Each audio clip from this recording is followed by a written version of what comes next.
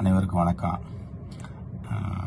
2026 தேர்தல் தேதி அறிவித்தாச்சு. திமுக கூட்டணியில் வந்துட்டு பார்த்தீங்கன்னா இன்னைக்கு கூட்டணி இன்னும் முடிவாகலை. 5 வருஷமா தோளோடு தோளாக இருந்த எல்லா கட்சியும் வெளியேற்றிட்டு விடுதலை சிறுத்தைகள் கட்சி, தமிழக வாழ்வுரிமை கட்சி, மார்க்சிஸ்ட் கம்யூனிஸ்ட் கட்சி இவங்களெல்லாம் வந்துட்டு வெளியேற்றிட்டு RSS பிஜேபி கும்பலுக்கு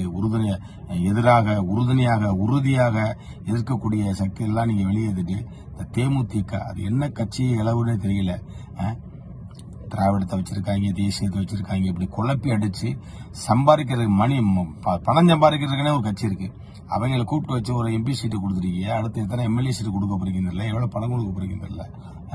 ஏன் இப்படி இந்த திமுக தலைமை வந்து தடுமாறிக்கிட்டு இருக்கு? உங்களுக்கு உற்ற தோழனாக ரொம்ப நம்பிக்கையான இந்த கட்சியெல்லாம் வெளியேற்றிட்டு நீங்க யாருக்காண்டி ஆட்சி நடத்த போறீங்க? 2026 தேர்தலில் நீங்க வந்து வெற்றி பெறுவீங்க, அது ஒன்றும் மாற்று கருத்துல. ஆனா இவங்களை பூரா வெளியேற்றிட்டு நாளைக்கு எப்படி நீங்க ஆட்சி நடத்துவீங்க? எல்லாருமே வந்து நாளைக்கு அரசுக்கு எதிராக வந்தா நீங்க நாளைக்கு கண்டிப்பா ஆட்சி நடத்த முடியாது. அது வந்து தயவு செய்து நாங்கள் திருப்பி நாங்கள் 1 மாசமா சொல்லிக்கிட்டு இருக்கோம். கூட்டணி கட்சிகளை வெளியேற்ற வேணாம், ஆரம்பத்தில் இருந்தவங்களை மரியாதையை நடத்துங்கள் என்பதை அது தெரியப்படுத்திக் கொள்கிறது பெரியார் பேரவை.